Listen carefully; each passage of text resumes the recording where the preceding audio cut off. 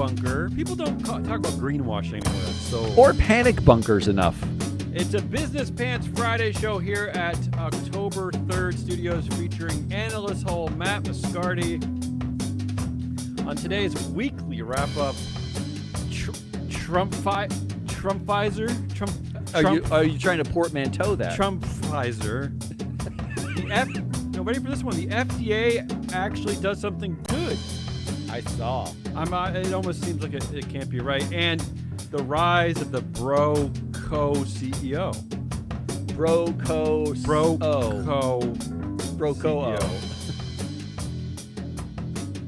Our show today is being sponsored by FreeFloatAnalytics.com, the only platform measuring board power connections to performance for free. And I say this. Yeah, it is that. All right, shut up, audience. You're only applauding because the applause sign came on. I don't think they really believe it. The applause sign went on. Jeez, now listen to me. We get pushback all the time from investors and from fuddy-duddy ESG professionals in our field that we're too aggressive, we're having too much fun, we're too flippant. Yeah, insipid, I think was one word. Insipid. You can't vote out directors. It's too mean. There's a lot of that. Can't vote out directors. But we see article after article that the directors themselves want their fellow directors voted out. No one wants to be there. No one wants to be there. I say this to all corporate directors: go to freeflowanalytics.com, build the case against your fellow directors, and if you want, send it back to us, and we'll help promote it. I love that. Because we know, and you know, that there is some dead weight on these corporate boards. Absolute dead weight.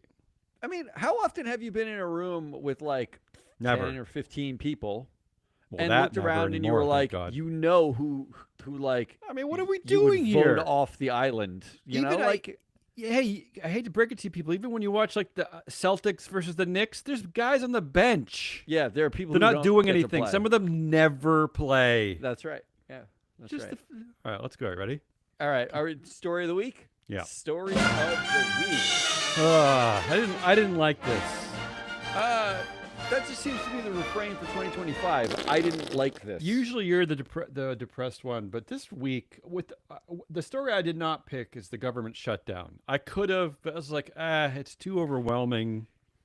Let's just say that the government shut down. Doge did not, for some reason, and the effect of the government shutdown is a highly politicized attack on anyone who didn't vote for Trump. Like they're just going to fire all those people, shut down all those states, whatever. But that's not what this show is about. But we're not a political show. Get off your political high horse. I also read that that's what happened. Speaking of Doge, they said the shutdown will lose the government is it $15 billion a day? So this doesn't seem very cost effective. But let's get off of that.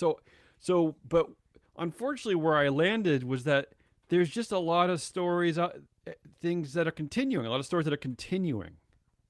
And I'll give you an example. Give me an example.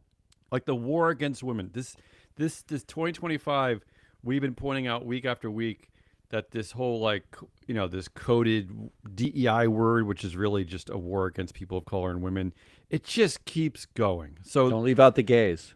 So true. This week, actually, Elon Musk gets to that later. I have that later. Here's what I'm talking about. Uber not responsible for sex assault. Jury finds. This is from the New York Times. And I know that you're covering some of these stories. So tell me if you want to go in depth on some of these stories now, if you want to go later. Look, let's do it. Let's just talk about it now, and then you get to choose later. I warped up my segment. The Uber one's tricky. So the judge said that Uber would be responsible for the women's harm if the company was negligent in using adequate safety measures, and the negligence was a substantial factor in causing the harm, right? Now, the jury said that absolutely that the negligence did happen, that Uber had been negligent in its general safety practices, and that in fact that they focused more on growth than they did on taking care of this, but they ruled that it was not a substantial factor in causing the attack. But how could the jury? That's such a burden for the jury. Right? How could they prove that negligence caused the attack? Like that's almost impossible, right? I mean, is it Uber's job to stop the attack, or is it Uber's job to make every piece of safety preparation available. But like, I don't understand. They're negligent in creating the safety practices that would allow for the attack to happen. How? Yeah, I know it's not necessarily like Uber's but that they fault. weren't. See, Uber wasn't the guy who assaulted the woman. That's the right. problem. Exactly. The guy had to be named Uber Jeffries or something in order. Sorry, but here's the part societally that they get wrong, and the thing that this is the thing that we're not talking about anymore. This is the reason why I'm angry at Elon Musk's pay package. It's not for all the corporate governance bullshit and whether he's worth it and all that nonsense. It's like the erosion of our culture and society. Uber should not be allowed to get stinking rich on creating a taxi company where there is a high level of assault against its female passengers. I'm sorry. Like, someone has to be held responsible for this. Somebody. Because we're now living in this world that's just being more and more controlled by these tech billionaire baby bros, right? And there's just no accountability for any of it. This is what makes me crazy, but I'm already going too long on my first story here. The second one is Trump is he's actually going after an executive at Microsoft named Lisa Monaco. Notice it's a woman. Everyone that Trump targets is a They're woman, all women. a person of color, or both, right? Now, she is someone who I guess worked at the Justice Department and was involved in the Justice Department's response to the January 6th attack. So you remember the insurrection back in 2021. And now she's basically telling Microsoft to fire. That was a sightseeing expedition. Right, okay. But now he's basically calling out a publicly traded company to fire one of his executives. I mean, we've gone full crazy. I mean, right? I mean, it's full nonsense. Full crazy. It's also like not like a top. It's like she's just. If she'd be like a regular hire, that wouldn't even really make our radar. All the time. She's not. She's an NEO. There are so many. There's a million of these men and women that jump right from the government to either very high paid jobs at corporations where they probably don't do much, or board seats where they do less. We see this all the time. I have a side note later. I have a prediction about Apollo Global Management. Speaking of like going from the government to, a company. But at Apollo, did you know that their sustainability committee, which they took so seriously, there's 4 women on the board. The sustainability committee is 3 of the women plus anti-woke, anti-ESG ex-Senator Pat Toomey. So these guys just jump right onto corporate boards, right into corporate life all the time. That's totally normal. So I wonder what's going to happen at Microsoft. Satya Nadella has, he's not like on the A list of buddies with Trump, but he's cozying up. But he shows up to the dinners, right? He goes to the dinners. I did the oligarchy circle last week on this show, right? Like Satya Nadella is second string, right? Like he's a bench player in the oligarchy. He comes in occasionally, but you notice who's all the bench players? All the bench players are the brown people, the Asians, that's true. The gays. The gays, like all the central players are like a bunch of white tech bros, right? Yes, like the Ellisons, the Altmans, the Zucks. The Murdochs. And then the other attack on women, this horrible one. This is 2025 is the year of anti-DEI. So much, in fact, that we don't even hear from the original anti-DEI troll Robbie Starbuck. Remember, we talked about him all last year because we don't even need to hear from him this year because everyone's doing the work for him and no one is fighting back that I can see. But the other horrible story from this week. Oh no, I actually have 2 more. The headline is Military Women Fear Losing Every Bit of Ground as Hegseth Looks Backward to the 90s. So basically he's creating a test that he arbitrarily set from the 90s and saying basically that if you're not up to code as a military person based on 1990s version of a good soldier, then we're going to get rid of you. Because I guess that's when he's saying that's when wokeism began in the 90s. That's when women started being allowed in combat and things like that. So he acts like I think the quote he had all arbitrary hate is 1990 seems to be as good a place to start as any, right? Like what kind of evidence is it? The what kind Secretary of of Defense of the United States, who we don't have to cover it, but spent like an hour lecturing people who are actually he was a talk show host, right? Like he looks like that, yeah. But 1990 was the last year in 1991 in Bush 1, 1991, they allowed women to fly warplanes in the Persian Gulf War. It was the first removal of a prohibition of women in the military. It was one of the first times they were allowed to do something like that.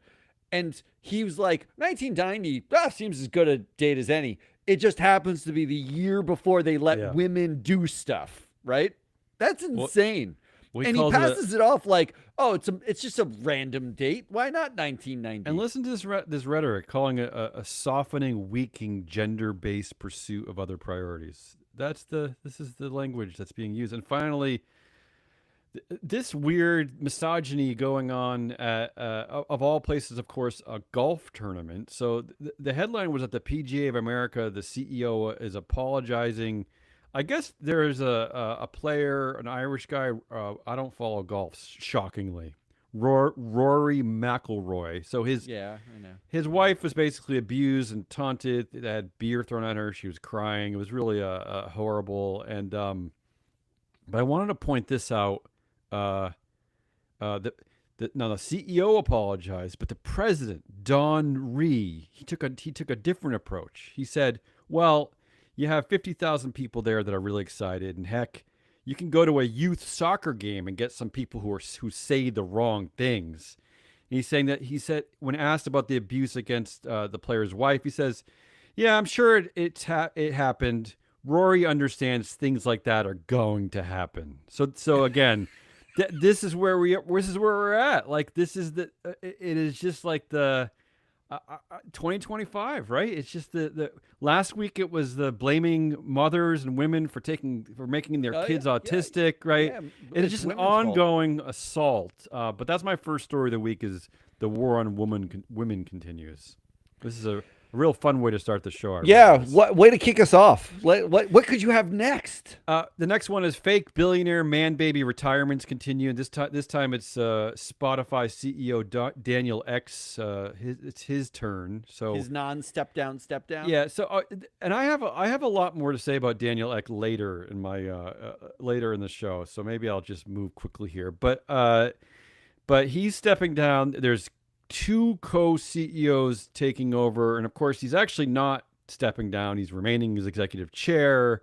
In fact, he even said, "I will be more involved than a typical U.S. chair." Which 2 things are interesting about that. First of all, he's suggesting that U.S. chairs don't do anything, which is probably true because the CEOs. That's not wrong, is it? He's not talking about the cases where the chair is also the CEO. He's talking about independent chairs, right? Because as we pointed out, you shouldn't have CEOs on the board because it basically nullifies the chair's role. I thought in the bylaws, the role of the independent board chair was to hang out with the CEO. Yeah, to buddy up. I thought that was it. I didn't think there was any other thing. To convene a meeting where you hang out. Remember, Daniel Ek was also the goofball who said that he was the least powerful person at Spotify. Remember, he very charmingly said that he was the least powerful person at Spotify. So anyway, the reason why I mentioned this story is because this keeps coming. We keep seeing these co-CEOs taking over. Remember, last week we saw it at Oracle under executive chair Larry Ellison. He's also the founder. Now we're seeing it at Spotify. So much that our friend Lila, I should know that. Lila McClellan wrote coverage of this called "The Rise of the Bro Co-CEO" at Fortune Magazine. Great alliteration right there. Yeah, citing some of our research. So thank you, Lila. We love Lila, although I hear she's leaving Fortune, which is not good for us. It's sad for us. But I mean, I'm sure she's happy about the next step in her career, but I'm not happy about it. I'm waiting for. I like the coverage at Fortune. I'm waiting for another journalist like Lila to realize that there is information out there about directors that suggest these things matter. It would be nice. So that's the second story. Is this ongoing? I don't know what's happening. It's just like these billionaire man babies are they're. This is easy. It's easy to know what's happening because and this is just leave your pioneered. company. This is pioneered by Sergey and Larry at Google, right? Like the founders of Google pioneered this by stepping onto the board as executive chairs of the board or Bill Gates. Executives on the board and disappearing from this means Daniel Ek no longer has to go to a press conference or like a earnings call. He no longer gets asked why are you devaluing why you're destroying artists, why are you destroying artists' lives anymore. Yeah. He doesn't have to deal with that. All he has to do is exercise his dual class voting power and make all the money, right? Like it's a brilliant strategy. And making co-CEOs is even more brilliant because who do you ask a question of? Nobody knows. And look at the headlines. Like this is from Barron's. Spotify CEO Daniel Ek to step down. The stock is falling. He didn't. But that's how they're mischaracterizing this. Yeah, they have no idea. Look, get the free flow analytics data set. It's free. All right. So the third story of the week, the CEOs and Trump love affair continues. This week, it's particularly galling to me. It's particularly, I hate this so much. So Trump and Pfizer agree to lower U.S. drug prices, exempt company from farmer tariffs, right? That's the most important thing there, right? He basically announced these tariffs that might any drugs made overseas, yeah. Except it wasn't. It hadn't happened yet. I think he just sort of said it. He's doing tariffs while he's taking a shit, right? Like just like I know. But notice that Pfizer jumped into this because they're just concerned about themselves, right? And this is what they're letting happen. Partnering with Pfizer, beginning in 2026, the federal government will have a website, TrumpRx.gov.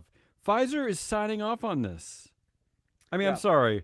You can buy drugs through Trump RX. I mean, Pfizer. I mean, I want to buy steak and water on it too. Yeah. I mean, are you Trump not serious, people? So I looked at the Pfizer board. Pfizer was interesting last year. First of all, 46% of shareholders said no to say on pay at Pfizer, which is an extremely high number. But unfortunately, the chair of the compensation committee, James Smith, he received 93% support. So I don't really know what the hell is going on there. But shareholders are pretty angry. Smith's fault. It was pretty angry with pay. But here are some of the. Maybe this will give you some insight into why all corporations are just doing Trump's bidding, because this is just a protected class of just like CEO buddies. Here's some of the powerful board members at Pfizer. Former Vanguard CEO and chair Mortimer Tim Buckley, right? Yeah. How about this one? OpenAI board member and former Meta board member Susan Desmond-Hellmann. Yeah, also Gates Foundation, former Deloitte CEO Joseph Echevarria, Adobe CEO Chair Shantanu Narayan, former Goldman Sachs Vice Chair Suzanne Nora Johnson, the Coke CEO and Chair James Quincy, that's Coca-Cola, former State Street Global Advisor CEO Cyrus Taraporevala, and the aforementioned compensation committee chair, James Smith, who was the former Thomson Reuters CEO. So they're not going to push back. I mean, this board's not going to push back. Whatever CEO and chair Albert Bourla wants at Pfizer, I guess this board's just going to do. I mean, I'm sorry, but I find this to be a bit of a disgrace. I mean, well, look, if you're James Quincy, the Coca-Cola CEO, don't you want to announce TrumpDo.gov where you're selling aspartame laced fizzy water through the government Just take care website. Take care of your own company. Don't think about America. Don't think about the stakeholders. Don't think about what Trump's doing. Just worry about yourself. You're just describing capitalism. That's the way that works. It doesn't have self-interest. It doesn't have to. That's the third story, that CEOs and Trump love affair. The fourth is Elon Musk back in the news, kind of fighting for attention this week. He's kind of dropped out for a while. It's nice to see him back. Here are some of the headlines that we collected. Is it nice to see him back? Here's some that we collected. Elon Musk speaks out on controversial $1 trillion Tesla pay package. He said, "It's not about compensation." He actually said this. "It's not about compensation, but about me having enough influence over Tesla to ensure safety if we build millions of robots." He has a long track record of incredibly safe Think how scary this is, though. But why do we want a private sector asshole? I'm sorry, but why do we want this idiot monster to be building millions of robots in the first place? Like what future do we have lying ahead where the billionaires are building the robots? Like, how many of the robots do you think like like my neighbor's gonna have.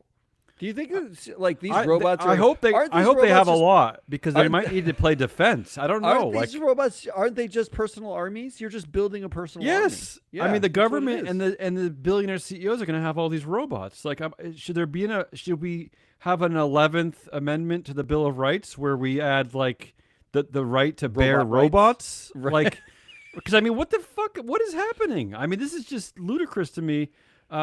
Other headlines from Elon Musk. Elon Musk makes history as first person ever to hit $500 billion net worth milestone. Yeah, but look, it's not about compensation. No, it's not. Just about because he power. has $500 billion that he could tap and spend. It's not about that. It's about robot safety. New evidence links Elon Musk to Epstein Island. Yeah, but there were no robots there. That's why he got linked. Elon Musk calls Wikipedia too woke, announces his own Grokpedia. Sounds horrible. And finally, the cancel wars of 2025 continue. Elon Musk implores people to cancel Netflix over a canceled TV show.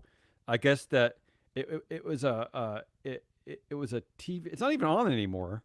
It hasn't been on for 3 years. But there was like a trans person in it. Is my takeaway. I think so. I think it's the opposite. Well, I shouldn't say a person, a character, right? No, tell me. It was an animated show, and I think it was like about conspiracy theories in the government but they were real, and it got canceled. It got decent reviews, and it was fine, but it was like expensive to make, and nobody wanted it really. So I think they canceled it, but now there's some resurgence because Elon Musk saw it. I guess I don't know if he saw it like Thursday or what. I don't know what the deal is. But it is incredible. We're just looking for something to be angry at. If we're going to shows for 3 years ago that nobody watched to be angry that it's not on the air anymore, what are we doing? We got no time. He's posted on Twitter X saying that Netflix was smuggling transgender woke agenda into your kids. Again, it was an adult animated show. What kids? What are you even talking about? Here's yet another reason to fire your CEO.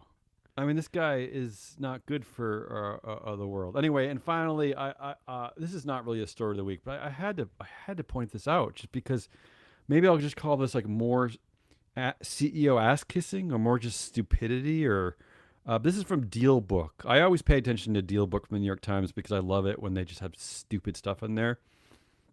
So they had a section today where they talk AI with CEOs. It's a corny little segment they do. How is this different from Business Insider, which everyone makes fun of? Is this the DealBook? I hope someone from DealBook reaches out to us. I would love to talk to anyone.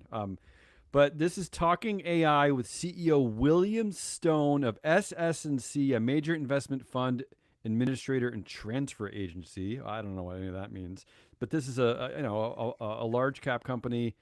They asked him, "How do you personally use AI?" And the CEO said, "This is all a quote from the CEO said, I'm interested in horse racing.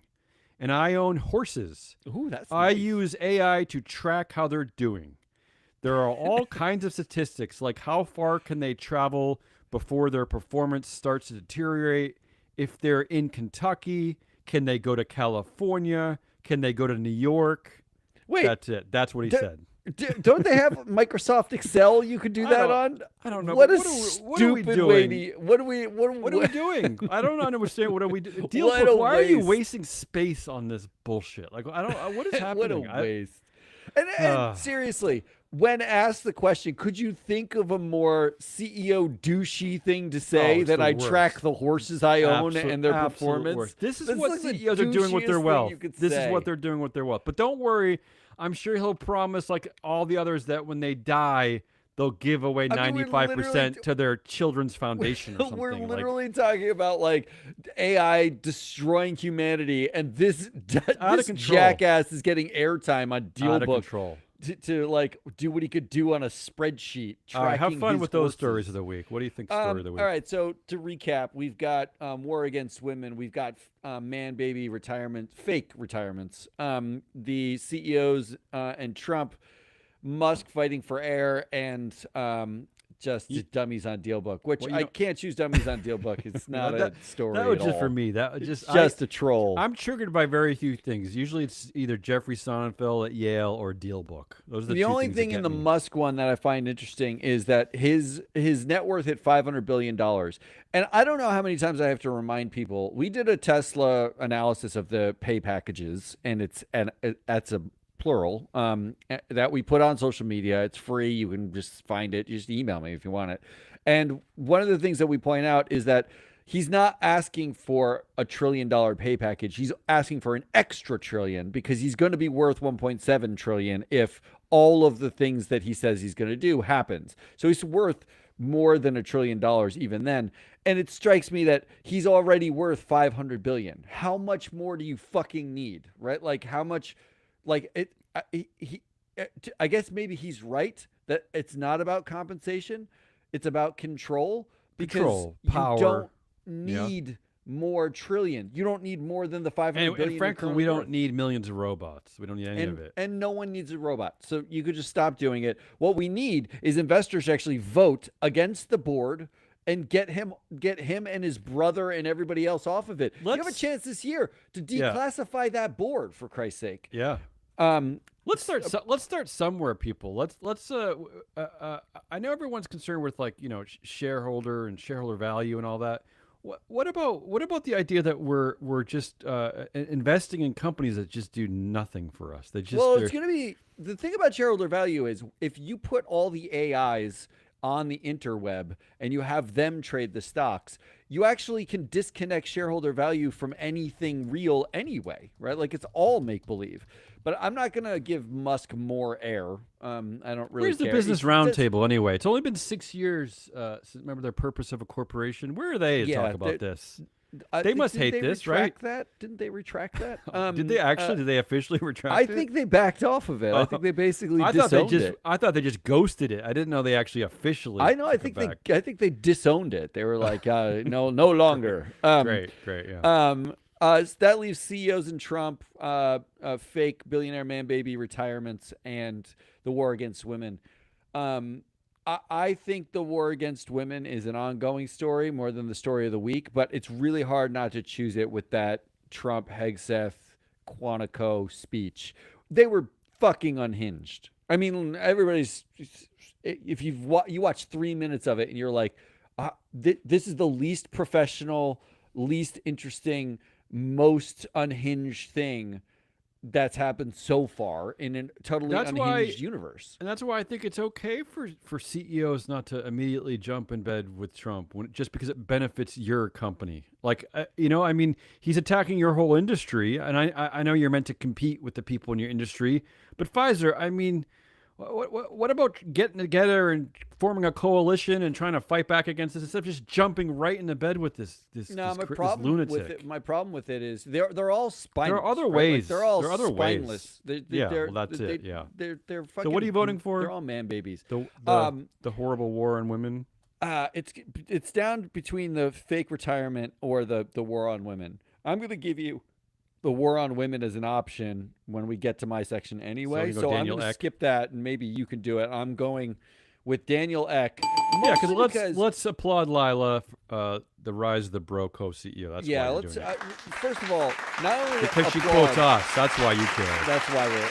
But what I like about it is that someone's finally getting the narrative right. What Lila's wrote about is she's getting the narrative right, because the headline that he's stepping down is the same headline where Target CEO Brian Cornell is stepping down. They're wrong.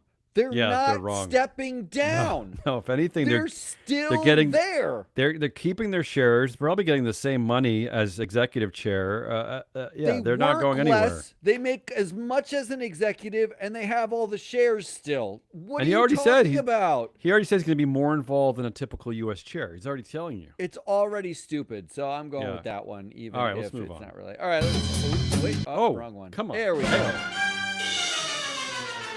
That's the first time you've ever screwed up a sound effect. I'm proud. I don't screw up anything.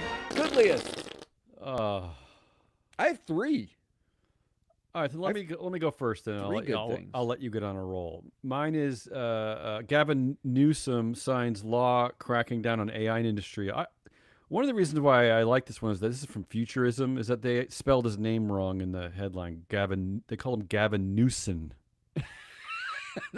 Only I like that. That's because AI wrote the headline. So this is the first AI safety and transparency law in the U.S. I think it's kind of early days to know if this is going to be good or bad, but it's a start. I've already seen headlines suggesting that this is exactly what the tech leaders would have wanted. The penalties for this, unfortunately, are really low, but it does force a disclosure of the safety and security protocols at these AI companies, but it's a start at least, I guess. I just feeling like I've been begging for this I've been begging for this for 18 months, so I guess I have to applaud this a little bit, right? I mean, the first guy to do this. I think it's good, but I also don't think that the disclosure by itself solves anything. There has to be accountability. Well, shareholders have to be paying attention, and people who are regular people, consumers have to pay attention. But the big lesson from ESG to me, where the universe of data where we came from, right? That you did all the G, I did ES and G. We were in the data. We were just swimming in data. The big lesson was we kept asking for more and more and more and more disclosure, but investors didn't change their behavior very much. But consumers can. Consumers can, and but how they don't, often really. do they? They don't read the disclosures, no. right? I was going to say there is a headline this week. Meta says it will not allow users to opt out of targeted ads based on AI chats. They won't let you opt out of that. So I'm thinking, as a consumer, delete it. But no one does. Everybody's using Instagram and all the stuff. But you're right. But that disclosure is important. I just think that people need to know what's going on at these places. Disclosure is only as important as the accountability is that you use with that disclosure, right? Like, disclosure is nothing by itself. It requires accountability. What if we took away like Sam Altman's 8th Hawaii house or something? Like, I'm for that. Would that work? Yeah, I'm for that. All right, let me do my 3. All right. Number 1, and this is the winner. FDA approves a new generic abortion pill. How did that happen? I don't know how that happened. Number 1, I don't know. I think someone snuck it by. I'm confused by this. I don't know this. I don't know what's happening. It must have been long in the works. No one talked about it, and then they just kind of announced it, and now what? So why don't they approve generic everything pill? Won't that solve the high drug prices problem? That would, if you took all of Pfizer's portfolio of drugs and said, now they're all generic. Guess what? High prices, gone. Everything's generic. I mean, I only buy generic pills now. I go to my Hannaford and But not Tylenol, right? Because Tylenol gives you autism. Yeah, I give it to women, all right. That is the winner, but keep going. Here's the other ones. Activist investor wants Target's Brian Cornell completely out. Activist investor, I love that because. So wait, fill me in here. We're not just voting him off the board out as a CEO too. Well, Cornell stepped down as CEO. Oh, right, he's the chair. Right, he's the chair now. So we're gonna vote him. Wait. Okay, so he's the executive chair still. They want to vote him off the board. Executive chair of Target, and the accountability board, an activist investor, they actually filed a shareholder proposal seeking to get him out entirely. Now they call it activist investor, but it's a shareholder proposal. It's interesting because he's an executive. He's technically an executive of the company, so it would be interesting to see. Of course, Target would not. They won't even listen if the voters say vote him out, but I would be interested to see what would happen in a situation like that because he's an executive. Like, you're basically firing him. Yeah, well, that is your right as the owner of the company. I'm shares in the company. I'm for it. I'm for it. Yeah. And then I chose this one because there was one line in this story. There's a story about how Tesla. There's a pop-up while you're driving your Tesla if it detects that you're falling asleep. Oh, God. A pop-up comes up and it says, in order to stay focused, you should enable full self-driving. Oh, God. Okay. Yeah. This article was actually in Full Futurism. self-driving. Yeah. It was I in thought that wasn't Futurism. real, full self-driving. Yeah. It's not. Well, that's what's great about it, because there's this one line in the article at Futurism. It says, quote, nonetheless, the automaker labels its most advanced driving modes full self-driving, while its CEO and chief overpromiser, Elon Musk, explicitly says that they do, in fact, drive themselves seemingly every other week. I like the chief overpromiser. Yeah. I feel like that should be a which I feel title. which should be fraud. I mean, from my perspective, it's fraud. Yeah, but I like that somebody said it without like saying the word fraud. I like that. So those were mine. It's the generic abortion pill. Of course. Clearly it is, correct? Right. It clearly is. All right, let's just move on. Let's keep the show moving. I changed up this week.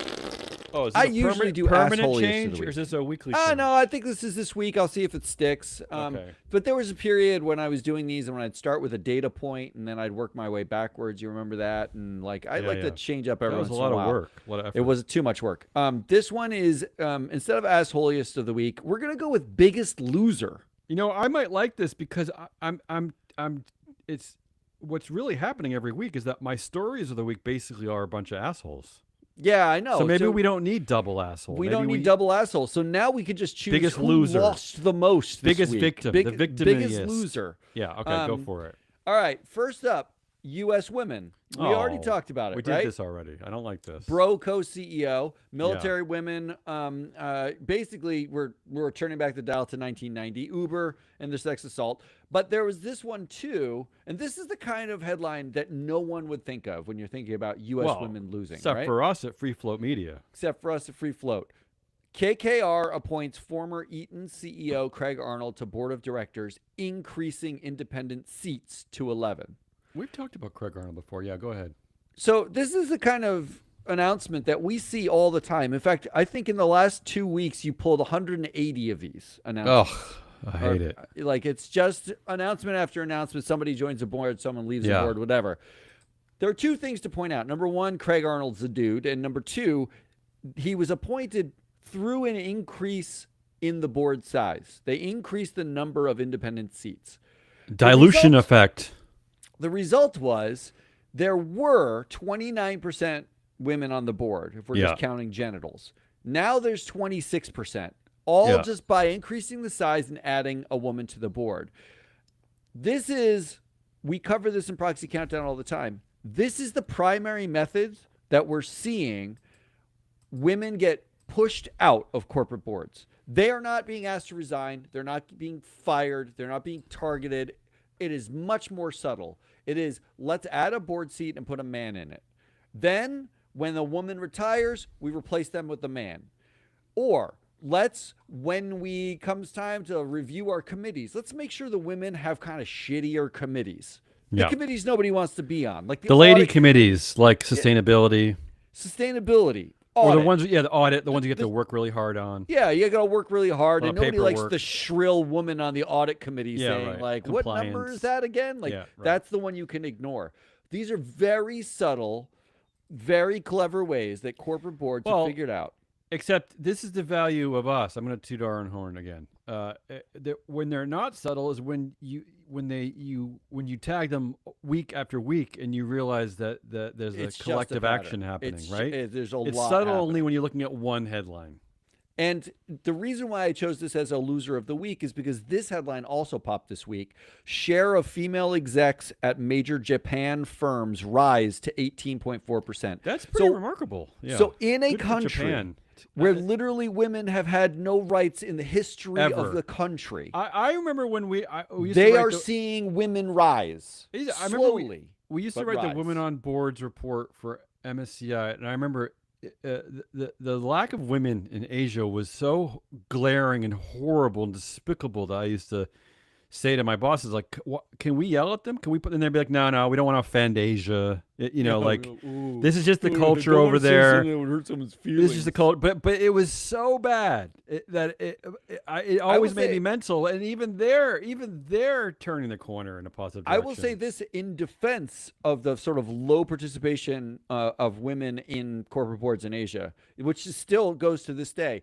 in Asia, they do not have the problem where they have in Scandinavia, where they have in the US and Australia and Canada. All these we love women on our boards countries.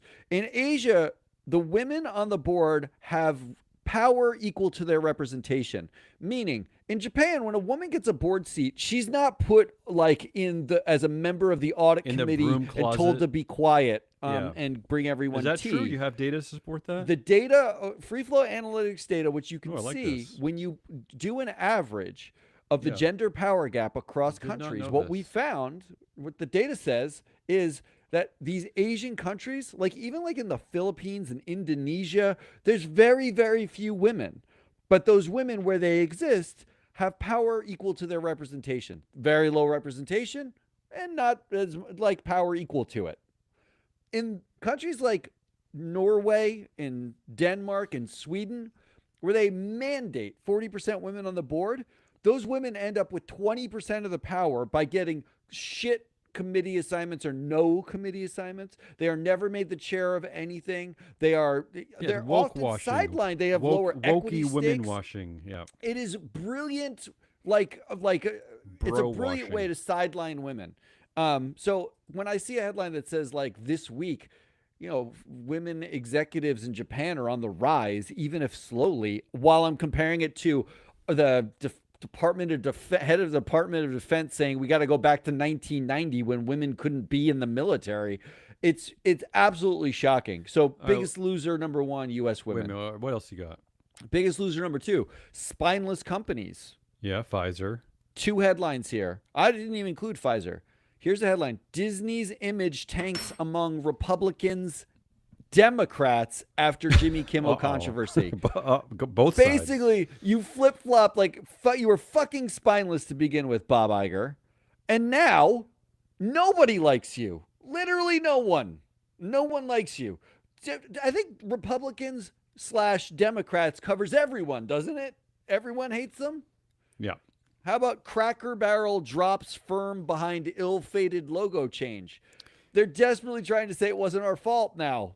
That's just Cracker Barrel. That's just dumb that you're. I know you leaked that to the press, or maybe you even maybe put out that press release. That's just desperate. The CEO said it was years of extensive research they did to come up with that new logo. Look, just to be stick fair, with it, you moron. To be fair, with it.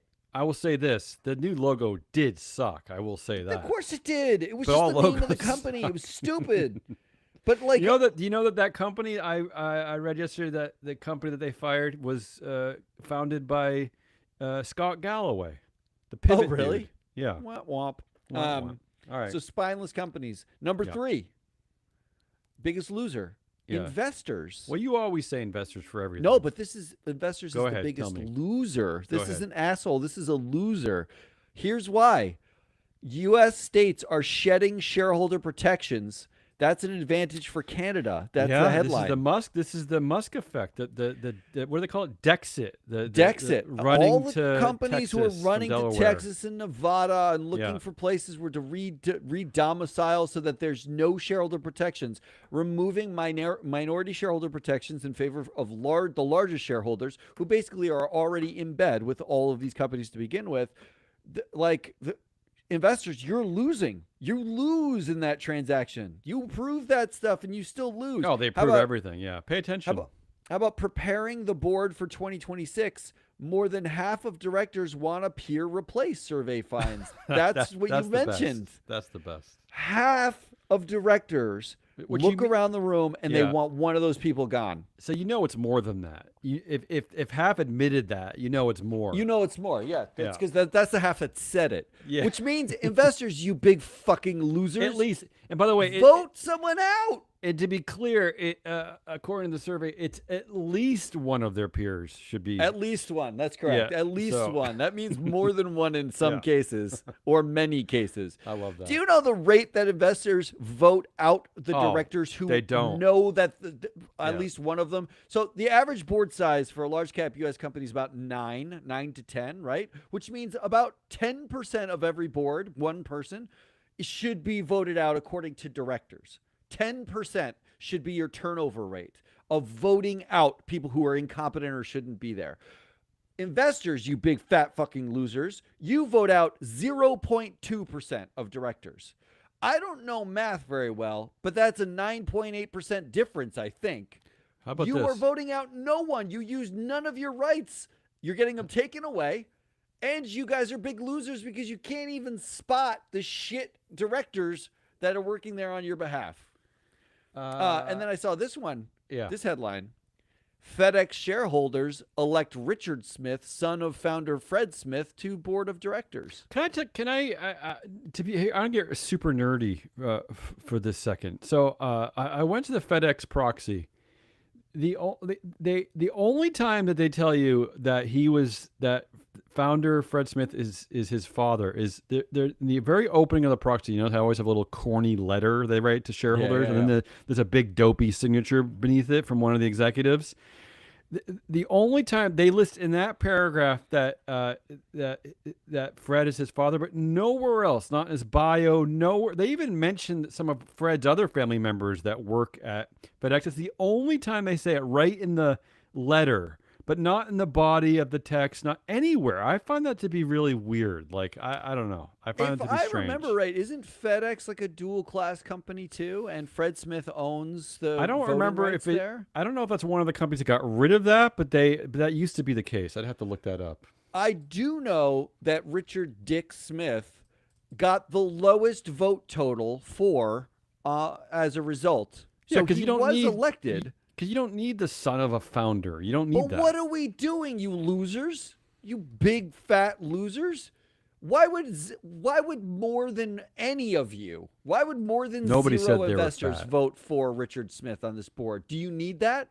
Is that a requirement that we nepo baby every board that's ever had a founder? Like, we laughed when we openly mocked Adam Newman, who at WeWork wanted his wife to run the board, the company, if he were to die. We openly mock that when they put that in the registration statement. And you vote in the son of the founder at FedEx? FedEx is a large, mature company. We do not need the founder there at all. They're not special anymore. They were special 40 years ago when they founded it. So investors, big loser. All right. Next big loser. You ready for this? Yeah, it looks like, before we move on, it looks like the FedEx is currently 1 share, 1 vote. Is it? Then Fred Smith I must have in my memory that he owned a lot of the shares or something. I mean, I could be wrong, but that was the case. He has 64% influence board on this influence, board. yeah. Well, which means he owns more than 5%, and he's a founder. So he has an outsized vote.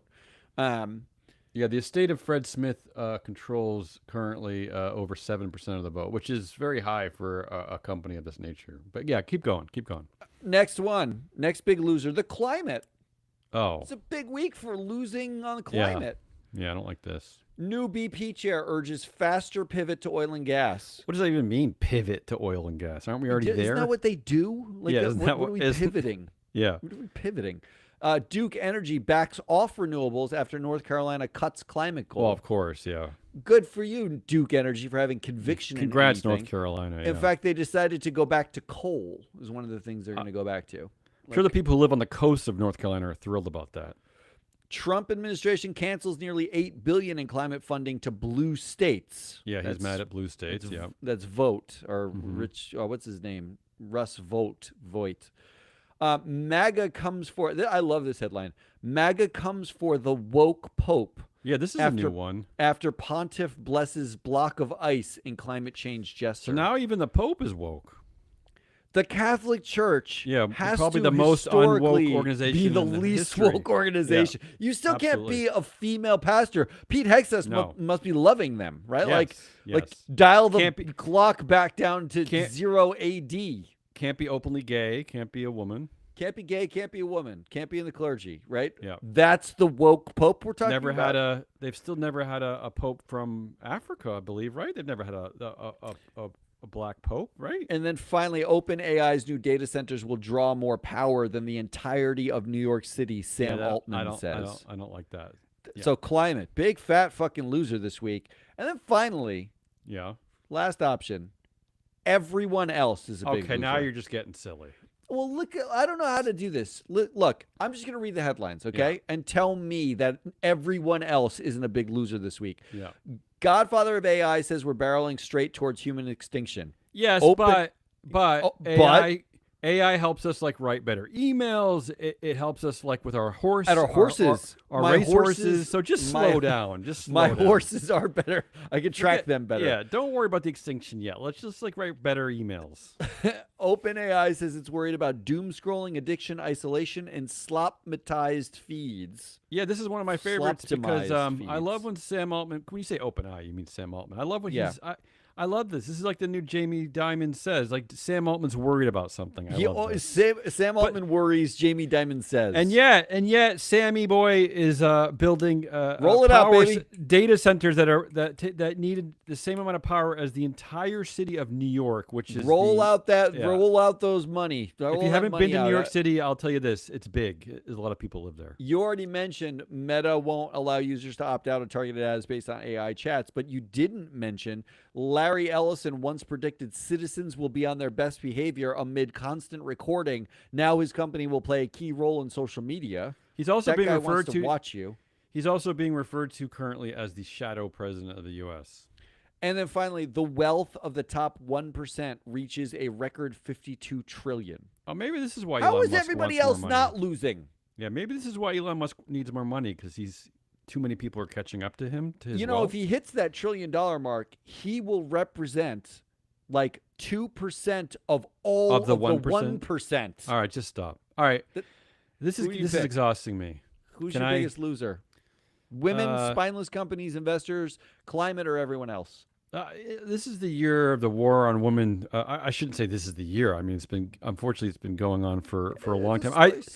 I thought we had turned a bit of a corner. So this is where my focus is. I'm focused on these stories and yeah. So I'm going to say women, U.S. women. All right. I will concur, even though I don't get a vote. All right. Let's do headlines, winners, predictions. I'm so glad we can depress our audience of two. I feel if we have any new listeners, is that even possible? Does anyone even know about us? So. No. We don't advertise. We don't do social media. I don't even know how anyone would know about us. But I will say one thing. If you listen to some of our archives from like 5 years ago or whatever, we didn't always used to be like this. The corporate world has changed. The world itself has changed dramatically. So it's not completely our fault. We used to just talk about like, a lead director is stepping down, like stuff like that. But you know what? The world's gone nuts. The world's gone nuts. Once a year, we used to do something called March Sadness, where we actually, as a joke, pitted companies that like against each other in a tournament, and it was just jokes about headlines that we read and whatever. It was March Sadness. We would draft companies. We would do brackets. It was fun. Now we're too depressed to do anything like that. Speaking of which, my headlines of the week, speaking of all the billionaire man-baby college dropouts who are getting rich off their social media empires, 94% of Gen Z youth report experiencing regular mental health challenges. How about that? I don't like that for a headline. 94%. And for all of us that are parents, we know this to be true. There is not a single no one in my house, none of their friends are not experiencing mental health challenges. It is everywhere. It is unbelievable. Really unbelievable. It's inescapable is what it is. It is. Well, this one I think is a much better headline than that, because that made me feel bad, but this made me feel giggly. Police pull over Waymo to check for drunk driving. Yeah, wasn't there another one that you were talking about where they pulled over one of these car companies and there was driverless, so they couldn't give it a ticket? Yeah, so a Waymo did a illegal U-turn. And they pulled it over, and then they went over there, and it was a driverless car. And they were like, "What do we do? Who do we give a ticket to?" Can't we just send the ticket to the board chair or something? Like, I just love that. I think it's fabulous. All right. Actually, I am waiting for the day where we can sue an AI, like sue like the entity, and just I just want to sue the CEOs and owners of social media companies. Can I do that? Who do you have as the winner of the week? Okay, I'm going to slow the show down a bit because this is really getting to me. So My winner of the week, of course, is Daniel Ek, and I have a bit to say about Daniel. So Spotify's sorry, ex-CEO. I just want to point out something about this guy. So first of all, this is the dude who got rich by devaluing artists and a bunch of other things. But I'll just sum it up by there. And you actually mentioned that earlier. And this is what he's doing. He's doing what everyone else does in this field. He's using he's taking that wealth and he's using his billionaire ego to create a vanity money spending company. He created one with this pretentious name called Prima Materia, which means the formless primeval substance regarded as the original material of the universe. I mean, already this right? Like I'm out. Like Daniel, like I'm out on you. Like you suck. But Prima Materia says it wants to partner with exceptional people to build companies that leverage technology to help solve meaningful problems for society. Daniel, you don't have the expertise to do this. Again, you got rich ripping off artists. Like, who are you to even know what the meaningful problems are for society? But anyway, he set up this company. This is an active company. In fact, they're in the news because they invested in Helsing, which I shit you not, literally builds weapons. Things like military strike drones. Yes, the CEO, the former CEO of Spotify. That is a meaningful problem for society. Is heavily invested in military strike drones, just like the idiots over at Google. Yeah, but that's a meaningful problem for society. He didn't say good. He said meaningful. The other big investment they have is something called Nico Health, which they call the Apple of healthcare, which means I'm already out on it because it's obviously just made up nonsense. They charge users £300 an hour for preventative screenings like mole check. So again, Dr. Daniel Ek now is doing the work that doctor. So what, Matt? Why go see your doctor when you can just hook up to Daniel Ek's mole checking machine for something that regular workers can't afford anyway? So just go do that. So anyway, well, it's $300 an hour. How long does it take to check my mole? Like 2 minutes. I want to say a little bit more about this. He set up this company with a man named Shakil Khan. Okay, this is important. They're co-founders of this horrible investment company. Again, this is what now Daniel Ek's gonna have more time to focus on this horrible company that builds bombs and drones. Now, Shakil Khan is a fellow Spotify investor and close personal friend with Daniel Ek. In fact, he also has a criminal past, including stealing cars and some drug convictions. Now, he was accused of hiding his real role at Spotify during its IPO. In fact, I got out all of Spotify's IPO listings with the SEC. And yes, you're right, you don't see Shakil Khan's name anywhere, despite the fact that he has been publicly described on the internet and various articles as these following things, right? These are all the things that Shakil Khan has been called: the head of special projects at Spotify, an advisor to Daniel Ek, a personal advisor to the Spotify CEO, an investor in Spotify, a founder of Spotify, a consigliere of Spotify, second in command in a prominent public role at Spotify. But again, they swallowed his name, and he's because they didn't want to scare off investors. He is now the co-founder of this stupid Prima Materia. Also, Khan, he cites Mark Zuckerberg as the American leader he admires most. But here's my true winner of the week. It is Daniel Ek, who really could be any of the billionaire man babies who've decided, because they got lucky forming an app that degrades the world, that now they have the riches to become doctors and build bombs or whatever they think benefits humanity. Whatever. When is governance going to be the app that degrades the world? Can we make those riches at least? Exhausted by these guys. Really, I'm exhausted. I have a much simpler winner. Yeah, of the week. Sorry, I had to get out that of my chest. Thank you. It is Ron Sugar. Oh, who twice.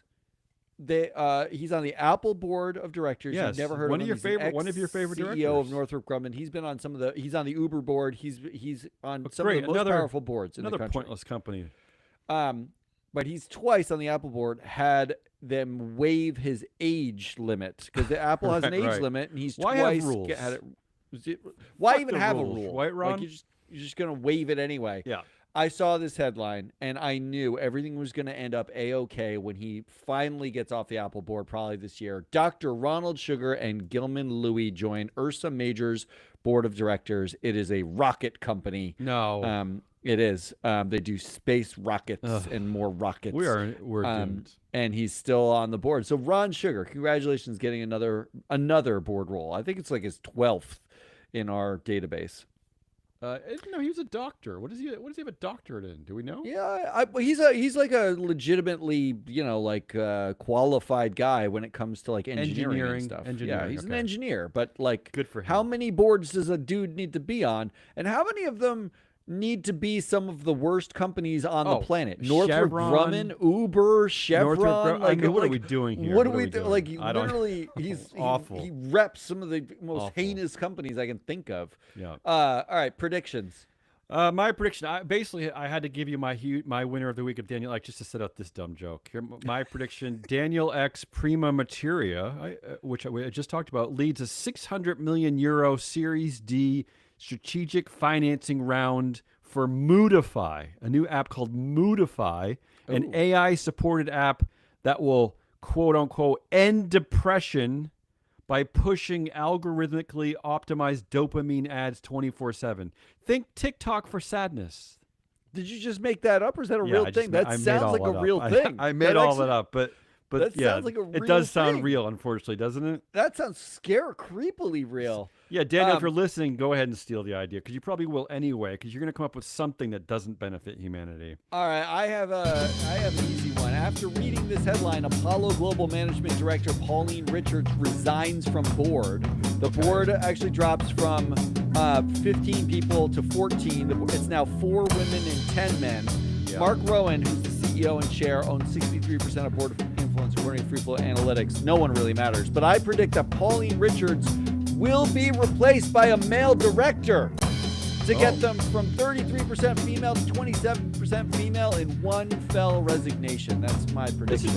This is a really serious prediction you have here. That's a real prediction. Yeah, real prediction. I don't make many real predictions. That's all we got. That's Hazelnut Rollins. That's all we got. That's way too much. Matt Mascardi. What is my name? I don't even know. We're Free Float. Go to freeflowanalytics.com. Go check that out because it's free. And you get on the zine list. Support independent ESG journalism, whatever we do. I don't even know what we are. And then you get the zine in your inbox, which actually allows you to read all the things that we're covering every single week. Also, go check out Shareholder Primacy by Mike Levin and Ann Lipton. It's another podcast. It's about the law. They just did mandatory arbitration. It was a deep dive into what that is and why it matters. Fascinating stuff, even if you hate like law and law stuff. If you like capital markets, it's good. And go check out our other podcast, Proxy Countdown, which is where we're more serious, right? Like we just did, covered gambling lines for the future of 2026 proxy season. So it sounds more serious, doesn't it? That's it. Come back next week. Until then, good.